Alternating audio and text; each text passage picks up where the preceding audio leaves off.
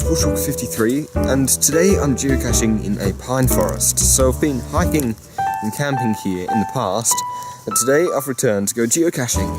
So first I met up with my cousin, because on Facebook they posted that they were going to be camping here, so we went round and looked for them, and we found them, and sat down and had a coffee, but now we're here, and we're at ground zero of a geocache, so I'll show you where it is.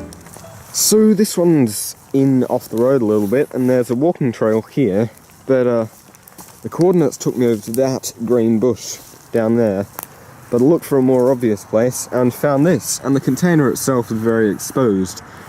So I'll sign the log, and now I'll hide it back a bit better. So this next geocache, we've got some interesting views here. We've got this dirt track, and we've got some fairly young pine trees, some pine trees that are a bit older, but still need a few more years. And then, as we approach this way, you can see that there are fields of some very young pine trees. So it took us a little while. My GPS was pointing me over there, but I looked at the hint and it said view the gums from this road, and that's Gum View Road. And as we approach here, we look up at that little bit of fire, and there it is. So just down there at that corner, if you can see it, is the ground zero for the last cache, and this is the ground zero for this one.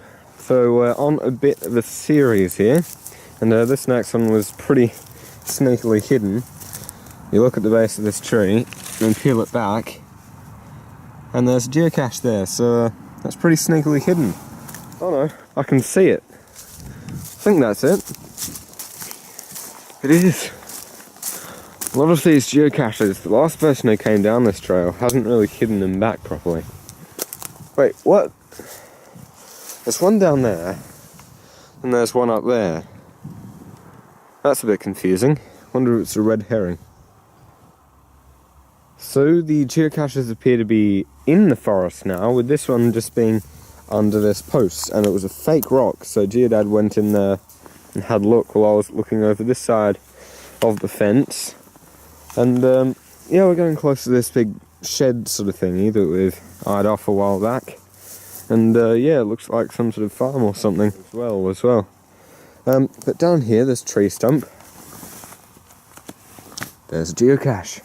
So I found it, and the car is back over that way somewhere. So I'll have to get walking. So we've now parked our car by this shed sort of thing, and we're going for a bit of a walk. And this one took us quite a while. I originally passed this off as a normal rock, but it was a fake rock. So yes, we'll be doing a bit of walking. So I'll see you at the next one.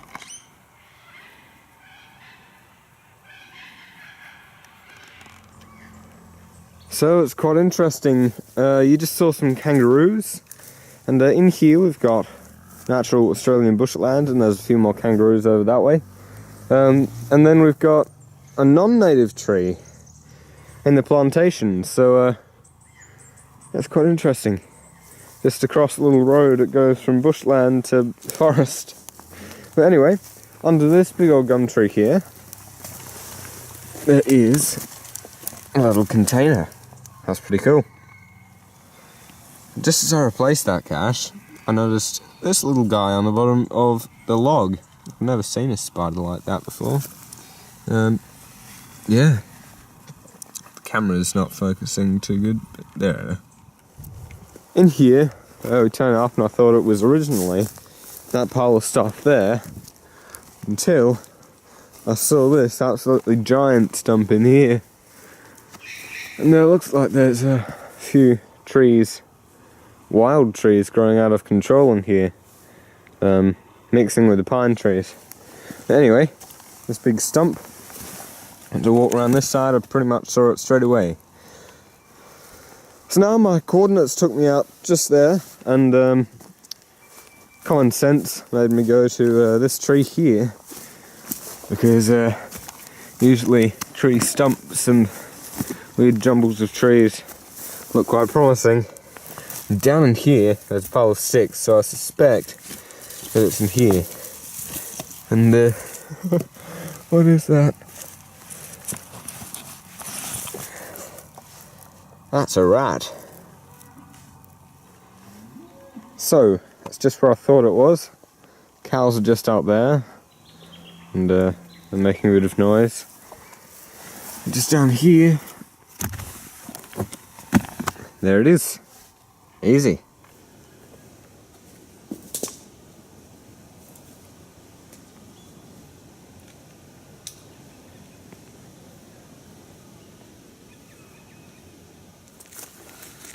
So, this one here has a little spider on top, and it's named after tarantula.